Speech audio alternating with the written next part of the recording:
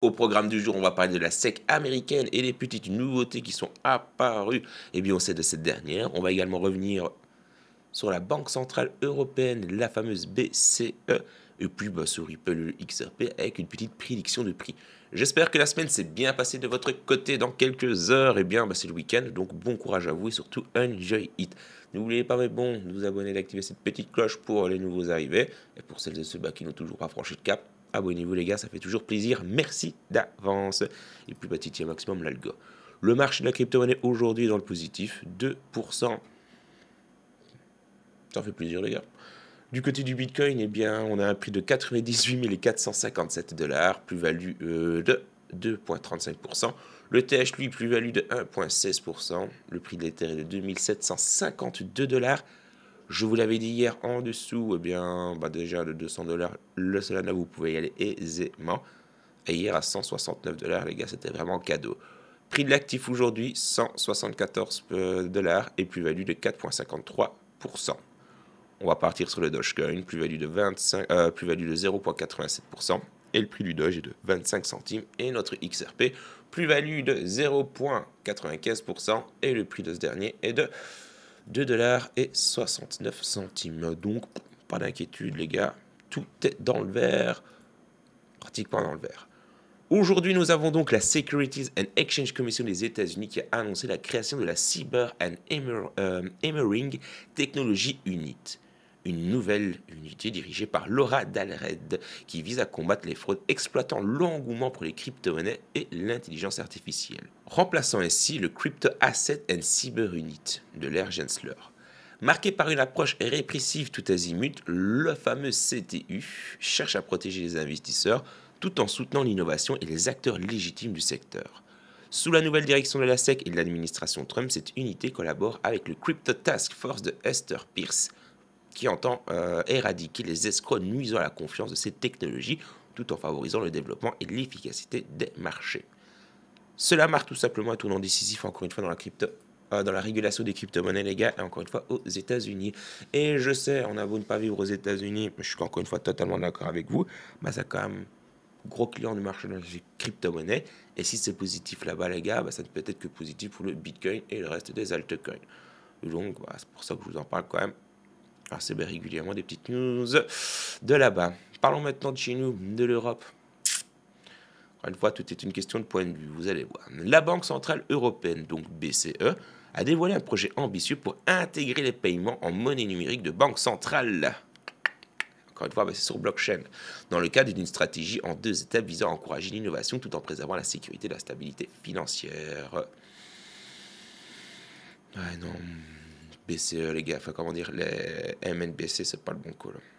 Dans une première phase, l'Eurosystème développerait une plateforme interopérable avec Target Service pour les règlements efficaces avant d'explorer, à plus long terme, une solution intégrée incluant les transactions internationales comme les opérations de change. Ce projet, qui s'appuie sur des tests menés en mai et en novembre 2024 avec plus de 64 acteurs du marché, s'inspire d'initiatives comme celle de la Banque nationale suisse, prolongée jusqu'en 2026, et pourrait s'appuyer sur des technologies comme l'Algorand, déjà expérimentée par la Banque d'Italie, bien que le choix entre blockchain public et privé reste ouvert. Bon, bonne ou mauvaise initiative, qu'est-ce que vous en pensez? Mais bon, d'un côté, on a justement, pour reparler des US, eux, il y a un décret. Les MNBC, c'est ciao, c'est fini. En tout cas, sous l'ère Trump, ça n'existera pas. Et ici, sous l'Europe, les gars, c'est tout l'inverse. Hein. Je sais pas vous ce que vous en pensez. Du côté de notre Ripple, on pourrait voir sa valorisation atteindre des sommets, les gars, astronomiques. Écoutez bien. On pourrait donc voir la valorisation atteindre plusieurs milliards de dollars si Ripple, ou le XRP plutôt, arrive à capter 50% mondial du marché de la crypto. Non, les gars. Il y a un monde où ça va peut-être être le cas. Encore une fois, on est en pleine adoption. C'est pas de quoi demain l'avenir est fait, mais mettons toujours des petites parenthèses, non, pincettes par rapport à cela. Donc du coup, le marché est actuellement évalué à 3,2 trillions de dollars et le XRP représente actuellement 4,87% de ce marché, avec un total de 156 milliards. Depuis novembre 2024, le XRP a consolidé sa position de troisième plus grande crypto-monnaie derrière BTC et ETH, avec une croissance de prix de près de 6 fois. On revient de très loin, les gars, avec les XRP. Ah, ça, c'est une réalité. Suscitant ainsi des spéculations optimistes au sein de la communauté crypto. Dans un scénario où le XRP peut atteindre 50% du marché, sa capitalisation serait de plus de 1,6 trillion de dollars, et ce qui pourrait tout simplement porter le prix à 27 dollars. Et 27 dollars et 65 centimes pour être un petit peu plus précis, avec une offre en circulation de 57,80 milliards de tokens. Une projection proche de certains analystes comme Egrag et d'autres. Justement, on va en parler juste après. Bien que cela impliquerait que le BTC surpasse Bitcoin, qui domine actuellement 60% du marché avec 1,93 trillion. Une telle hypothèse, bien que spéculative, supposerait un bouleversement majeur où le XRP régulerait Bitcoin et les autres actifs, Ethereum, Tether, Solana, etc. etc. Parlons maintenant du XRP d'un point de vue un petit peu plus technique avec Egrag. Alors, qu'est-ce qu'il nous dit, ce bon et brave?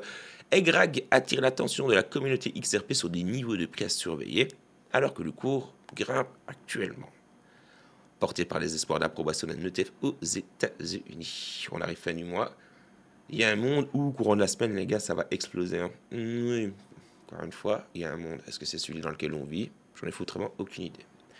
Le 19 février 2025, la SEC a ravivé ses espoirs en sollicitant des commentaires publics sur les demandes d'ETF de Canary Capital, de CoinShare, de WinSum3 et propulsant donc le XRP à 2,70 $. Hausse donc de plus de 6% en 24 heures. Le XRP a encore une fois surpassé toutes les autres crypto-monnaies. Ça, encore une fois, les gars, on commence maintenant à avoir l'habitude. Egrag note que le XRP a rebondi sur le bas du triangle ascendant de vision et résistance à 2,83 $, mais souligne que la zone cruciale se situe entre 2,90 $ et 3,10 $. Un seuil dont le franchissement confirmé pourrait transformer cette résistance en support et ouvrir la voie à un retour vers les 3,40 $ atteint début janvier 2025, avec une possible pause aux alentours des 2,22 $. Outre les ETF, une résolution favorable du litige avec la SEC et Ripple sous une administration Trump pro-crypto et l'approbation récente donc d'un ETF XRP au Brésil pourrait encore une fois changer le cours pour la crypto. Moi je vous le dis, c'est du tout cuit. En dessous de 3 $, continuer à accumuler. Ça fait plaisir. Ouais, c'est quand même ouf. Hein. Il y a 6 mois d'ici, les gars. Il était à quelques centimes. Et puis, pour le Dogecoin, enfin bref, il y a quand même pas mal d'actifs. D'ailleurs, dites-moi quoi dans l'espace commentaire. Vous achetez quoi en ce moment?